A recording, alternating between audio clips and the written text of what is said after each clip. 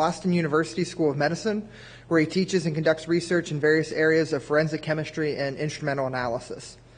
He received a bachelor's degree in chemistry from Stonehill College, a master's in chemistry, and a PhD in analytical chemistry from Northwestern University.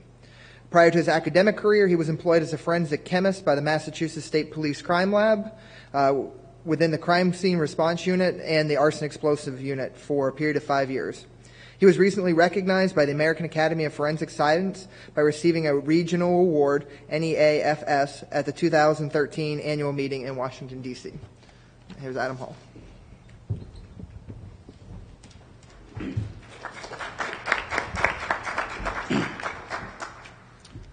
Good afternoon, everyone.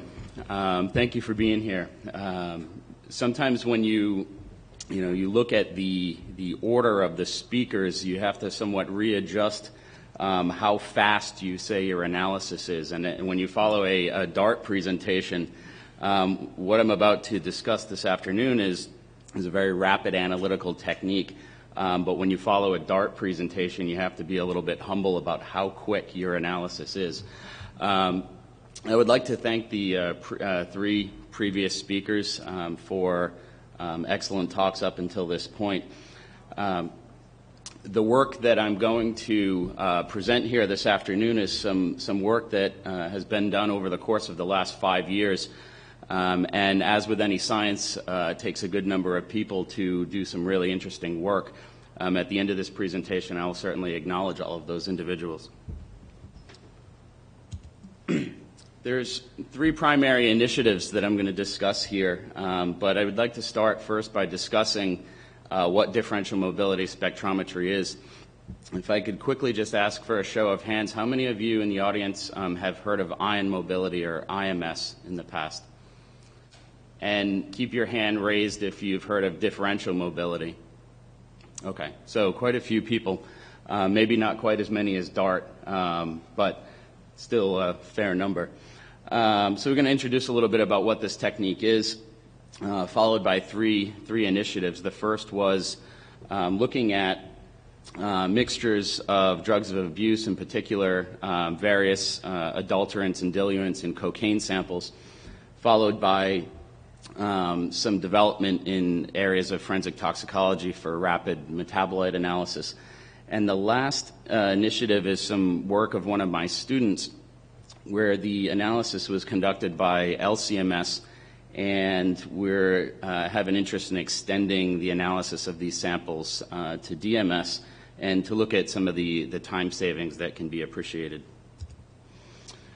So to introduce differential ion mobility spectrometry, this is a technique that has been around for some time. I see Dr. Nazaroff in the audience, and he was certainly one of the pioneers in this field. And also see Dr. Yost, who was instrumental in the use of a lot of the modifiers, which are essential in achieving separations by this technique.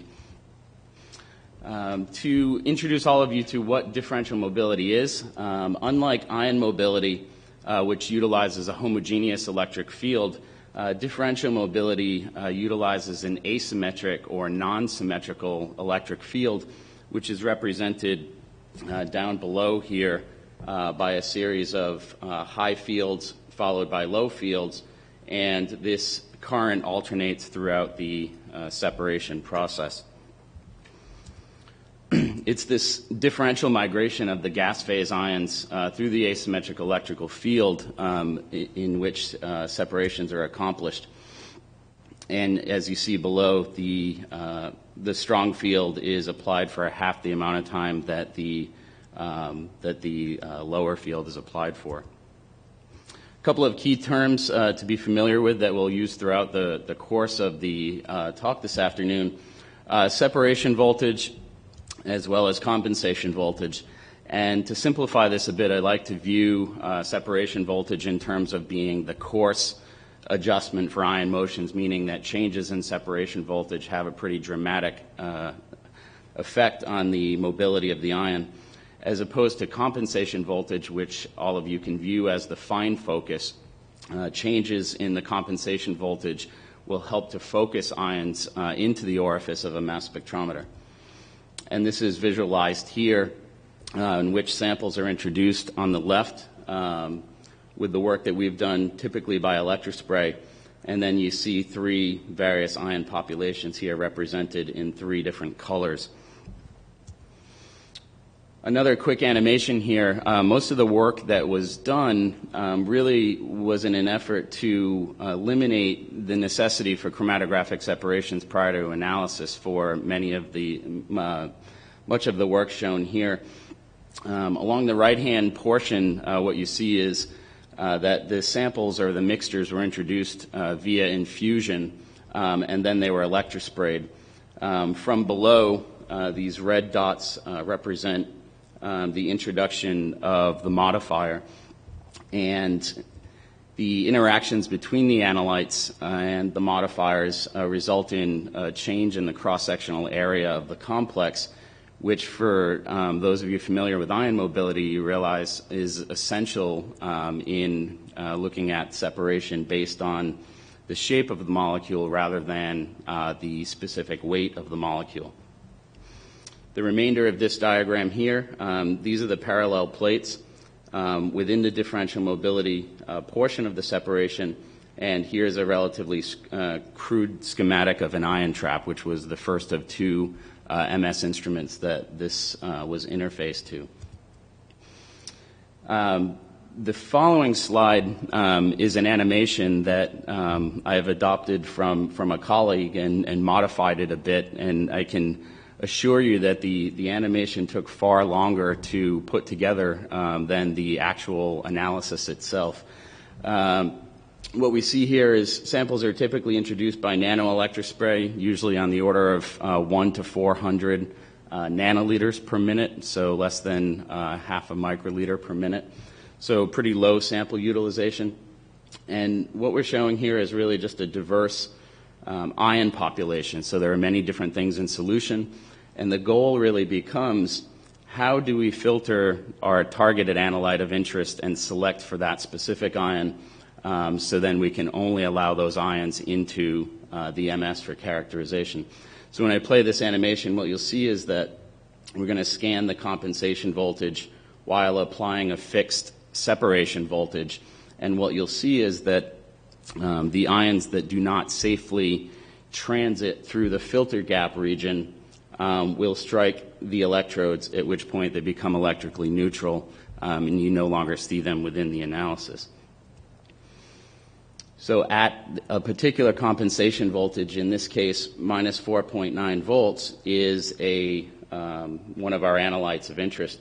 And you can see that here represented as the blue spheres that are entering into the orifice of the mass spec. This can be represented in a couple of different ways. Traditional type of chromatogram here. Another representation is the use of a dispersion plot or a three-dimensional plot of, along this axis, the compensation voltage, and scanning at a defined separation voltage.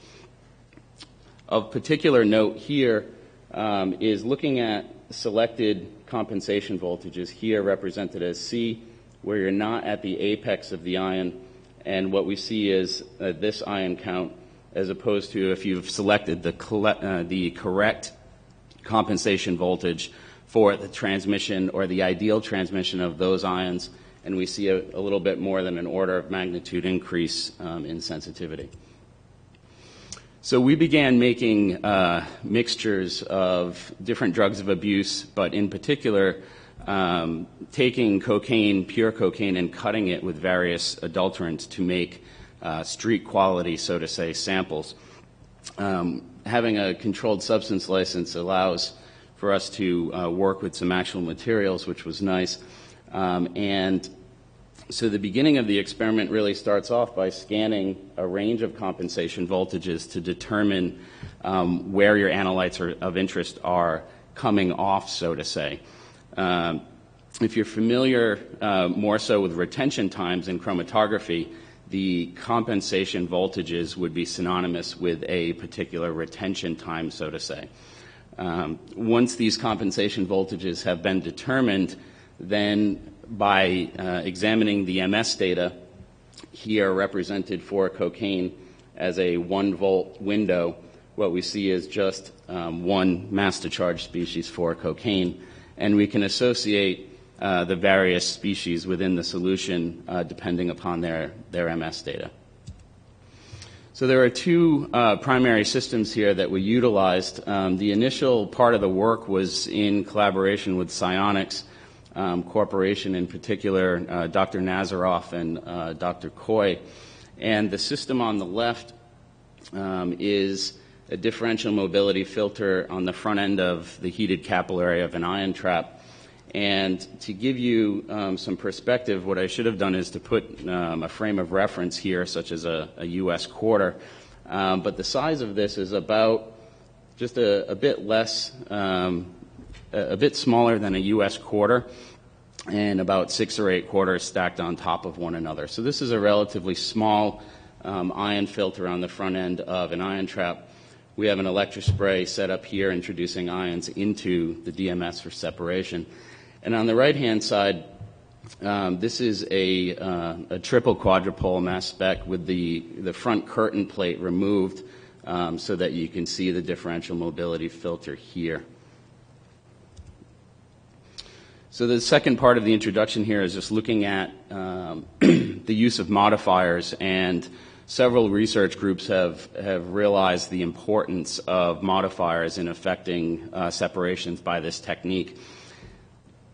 In general, I feel that most ion mobility types of separations get a bit of a bad rap, and for the reason that the peak shapes are nowhere near that of a GC system that has very, very high plate counts. However, there is certainly a trade-off with speed, and I'll show you some of the separations within the coming slides that can be accomplished by the use of modifiers. This schematic helps to give you a sense of the formation of clusters, and this is just a space-filling diagram of creatine, and within a DMS field, clusters are formed. In this case, this is isopropanol, and what you see just very basically is that there's a pretty dramatic change in the overall cross-sectional area of the complex in comparison to just the ion itself. There have been a number of different modifiers that have been investigated. Some of them include water, isopropanol, methanol, and ethyl acetate. In general, they tend to be very small, polar, organic molecules. To give you a sense of the clustering that happens, which is really an essential aspect of how separations occur by this technique, I'll play the following diagram, and what you'll see is that during the high field portion of the waveform, that declustering occurs, and then during the low field portion of the waveform, that the complex forms a cluster again. And it's this continuous clustering, declustering throughout the separation process that is very efficient at resolving species by this technique. To give you a sense of, further sense of how the modifiers are very effective, along the y-axis here is a range of compensation voltages, and along the x-axis are a range of separation voltages.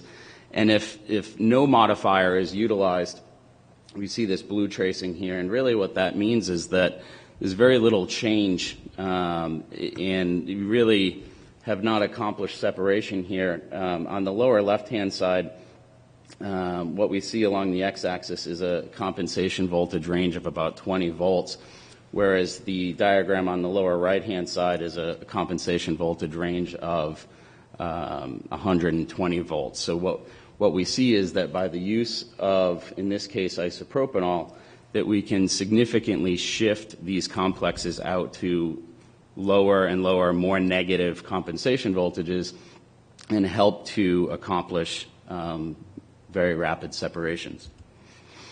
So we started looking at just basic, nothing really interesting about these molecules. People have analyzed them for years and years. Cocaine and its primary metabolite, benzoylecgonine, but they were selected due to their very close structural similarity, and also kind of an interest in gaining a further understanding or producing some additional data on how these modifiers actually interact. So what we see is the only difference here is the difference of a hydroxyl group versus a methoxy group. So although the cross-sectional area difference exists, it's not very significant. So we looked at a range of different modifiers to try to get a better understanding of which modifiers would be helpful during method development stage. So just some summary and conclusions for the first part.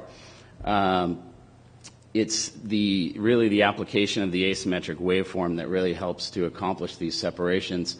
There's a pretty dramatic increase in signal-to-noise ratio as a function of reducing chemical noise. And the last statement is really the choice in separation voltage and compensation of voltage can be viewed in the same way that you would develop a GC method or an LC method. In this case, these are the parameters that we can tweak to try to develop rapid separation methods. So the first initiative was to start looking at cocaine samples that were cut with various adulterants, and in some cases, quite a few adulterants were added to really try to interrogate the system to see if we could make very complex mixtures. So for those of you who work in drug analysis or have an understanding of this, you would probably agree with me that many states have pretty significant case backlogs. I feel that in drug analysis and DNA analysis, they tend to be the two areas of the field that really receive the most amount of casework, and they're often very challenged analytically to keep up with those samples. So I feel there's an interest in developing some high throughput methodologies that could potentially avoid the necessity for chromatographic separations, one of them being DART, and also going back to the beginning of my talk, reminding myself that while this is fast, it's not quite that fast. But it's a technique that can really provide for some separation and simplifying these complex mixtures for further analysis. The third statement here, just reviewing NIF list data over a 5-year period, there were about 9 million drug items submitted for analysis. And this is just from the reporting laboratories that contribute data to the NIF list surveys. So what we see here in the context of this portion of the presentation is really these numbers here that are reported where cocaine submissions represent quite a number of samples. And so our interests here weren't so much the analysis of the cocaine itself, but was to develop rapid methodologies for detecting the presence of various adulterants, which most labs are not currently doing because simply the capacity and the time for analysis is somewhat prohibitive as opposed to, extracting the samples and detecting the presence of the targeted drug of interest. So the first system here I showed earlier, this is a schematic diagram. The samples are introduced by electrospray. The modifier is introduced through a heated nitrogen gas line. Separation occurs here, and this is a diagram of an ion trap. What this allows us to be able to do is to hold the trap open for extended periods of time and selectively fill the trap with only the ion that we care about. And for those of you, if you know about ion trap mass spectrometry, there are certainly some advantages as well as some disadvantages, and one of the primary disadvantages is it's very easy to overload the trap. So if you can select only what you care about and only introduce those ions into the trap, becomes kind of an interesting tool. So this is some work that was published in the Journal of Forensic Science. And really what we did was just made some contrived mixtures of some various adulterants that are often seen in casework, various anesthetics as well as levamisole, which I'll talk about earlier. And again, for those of you who do this type of work, you probably see this quite a bit more than you ever did years ago. And it's pretty alarming drug in its own right. So what we see is if we were to just introduce the samples by electrospray, we see various ions that are present from all the different adulterants that are present in addition to the cocaine itself. But if we select very defined compensation voltage ranges, what we see is we really just see the analyte that we're selectively looking for, in this case 237, is somewhat buried here, or in this case 304. And so one of the things that was somewhat interesting about this is that I believe that most state statutes don't take into consideration the purity of the sample. So if I had if I had a kilo, let's say, that was only 1% pure, you're still charged with possession or distribution of a kilo of cocaine, as opposed to if it was 99% pure. So could we make mixtures that had lower and lower levels of the targeted drug, cocaine, and put quite a bit of adulterants? Because if I was a good businessman, I might cut my samples very highly so that when I sell them to you, if you don't have a GCMS or other analytical tool, then you'd never know. So this is an animation here just to kind of show you the separation process. The inset window here is a 5-volt window, and what you see is very little separation without modifier. But when the modifier is introduced, we're able to shift various species here from diphenhydramine or xylazine, hydroxyzine, out to lower and lower compensation voltages. And if we were to then select for that specific compensation voltage within the mass spectrum, we would only see that ion within our scan. So some of the other mixtures that were made were to try to just continuously increase the complexity of the samples to challenge the system. So this is a 13-component mixture of various adulterants with cocaine. And of particular interest was levamisole, which I've heard a lot of different theories as to why this is present in cocaine, and I don't feel that anyone has the specific answer as to why it's present. What people do know is that over the last 5 to 10 years, it's present at an alarming rate within the samples. The top scan shows everything that was present, and when we select for a specific compensation voltage for the transit of only the ions of levamisole, what we see is just this one species that's present.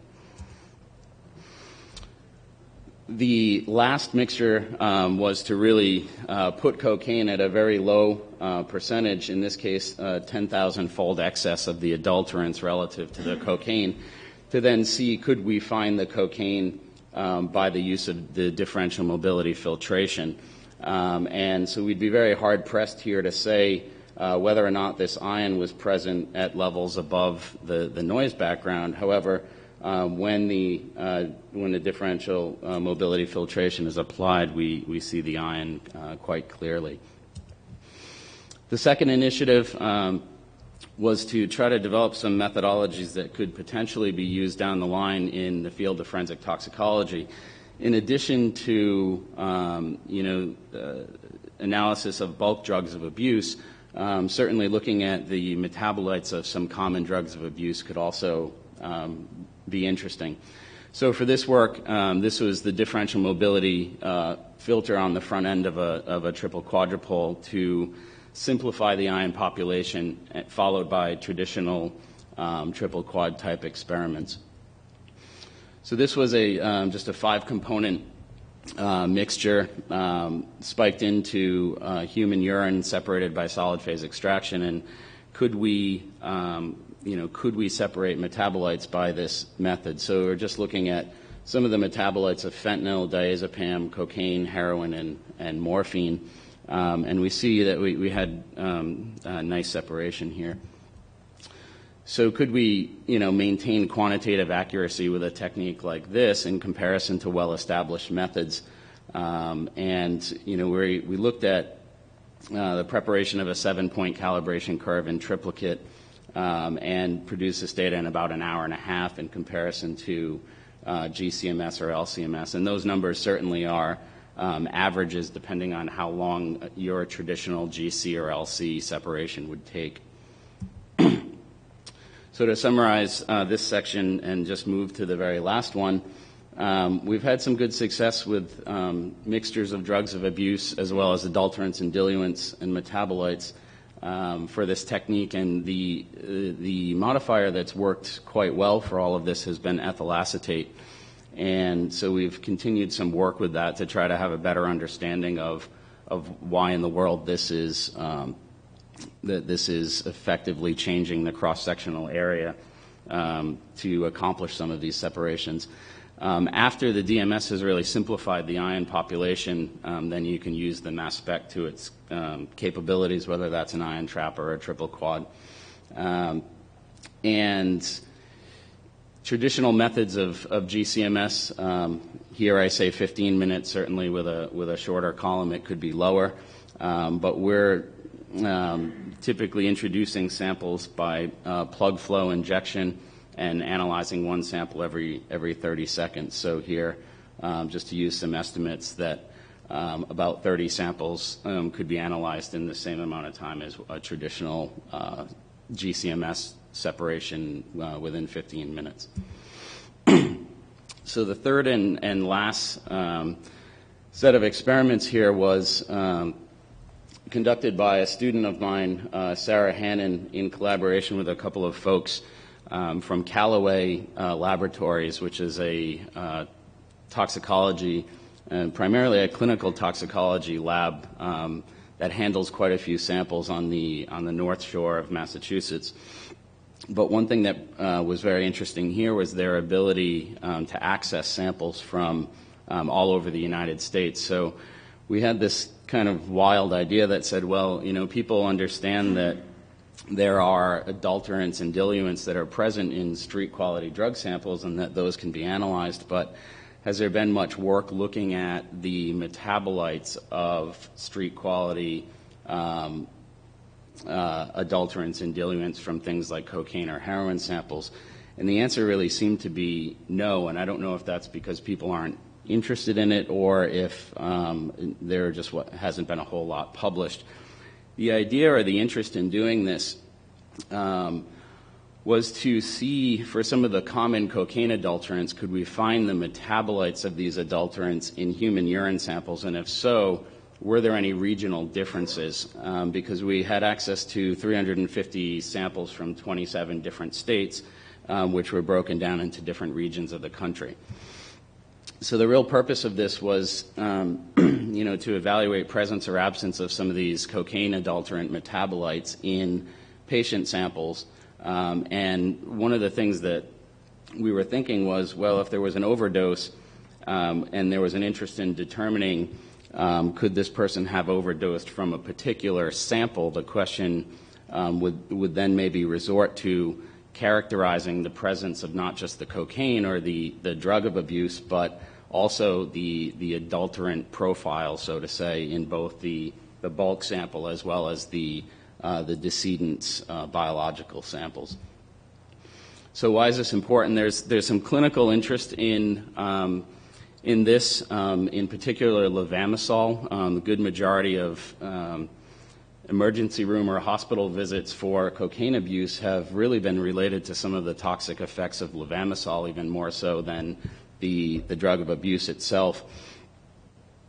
And in terms of forensic applications, the idea of source origin determination, and I don't want to stretch that too far because we're not doing isotopic ratio work here as you could for determining something like Peruvian versus Colombian cocaine, but to do a thorough investigation of the adulterants that are present or the metabolites of these adulterants. This is just one snapshot, but it somewhat shadows what's going on in the U.S. in general over the last several years. Is that in general the purity of cocaine has been dropping, and I don't know quite why that is. But if you were to look at a wider window of time, you would see that there are simply more adulterants cut into samples presently than there used to be years ago. National average comes pretty close to shadowing this snapshot here from Texas. If, let's say, you had a sample that was 60% pure, what that means is that 40% of the remainder of that sample is something else. What's typically added is, either stimulants or anesthetics. One of the first things that people do if they buy cocaine on the street is to take a small portion of it and rub it on their gums. and if it makes your gums go numb, then you think you have a high-quality product. But it could simply be cut with quite a bit of procaine or benzocaine or lidocaine or some other topical anesthetic. And again, if, as the drug user, you don't have access to something like GCMS, you'd never really know whether you've purchased a high-quality product or not. So these are some of the different adulterants we've looked at. There are 12 here, but in this particular study, we really just focused on the metabolites of procaine, levamisole, lidocaine, and benzocaine.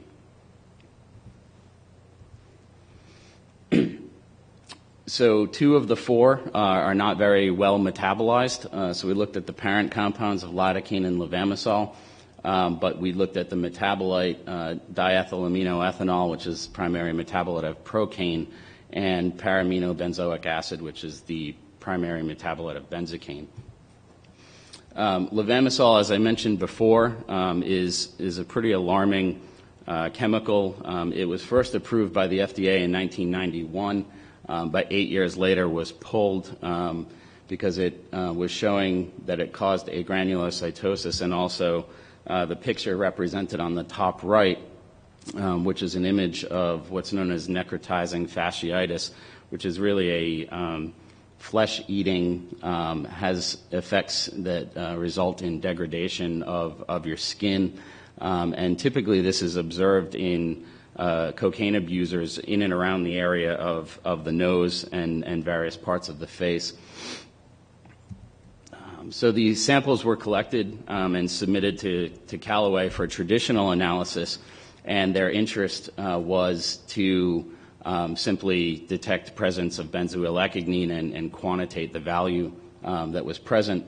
Samples were stored before analysis and analyzed.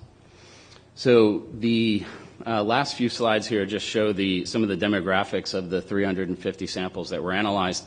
And I just want to be clear that this is not in any way representation of cocaine abuse across the country. It's simply the samples that we had available to us for analysis. And what we see here is there's a pretty wide distribution. The Southwest was not very well represented, but the samples came from various areas across the country.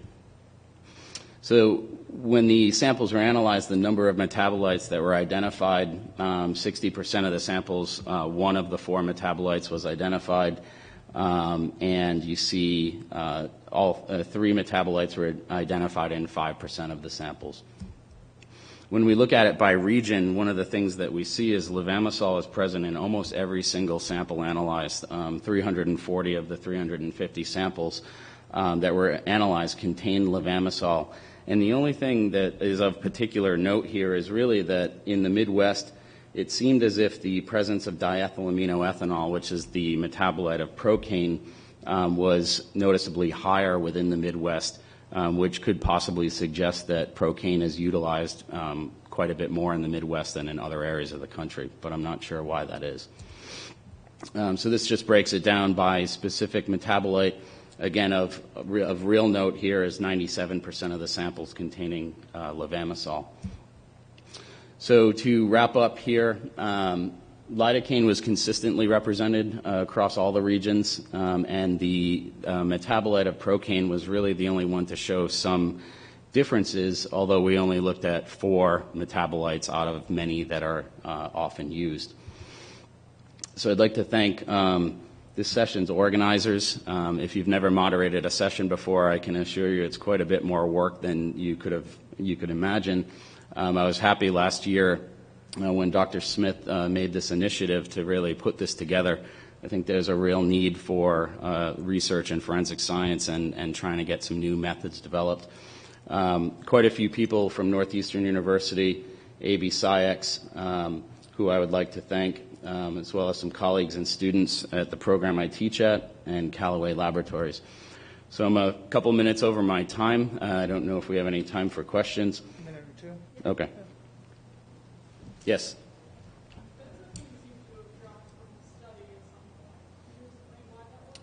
Yes. I didn't point that out specifically, but you're correct.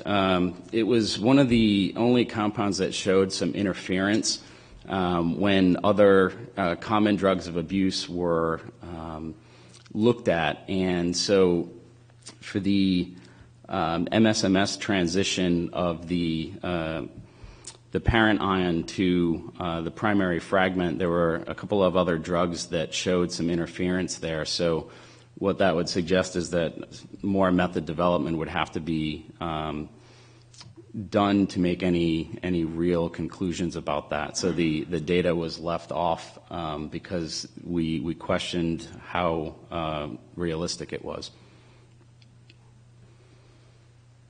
Yes? In our lab, we're finding salt many years ago, we found tetracaine to be constantly sample, and now we're finding literature. I don't know if you've seen that. From my kind of firsthand experience, I did a bit of drug analysis, but not a lot myself. I know that tetracaine is something that we can separate away from some of the other local anesthetics.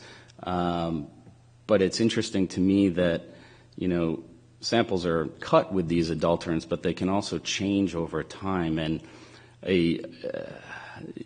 I'm not quite sure why that is. It makes sense to me why the samples would be cut, but from, let's say, 1 5-year period to another, I haven't heard of many people finding tetracaine, but for some, as you reiterated, it seems like levamisole is in almost every single sample. Not in large quantities, but Right. Are there any other questions? Thank you.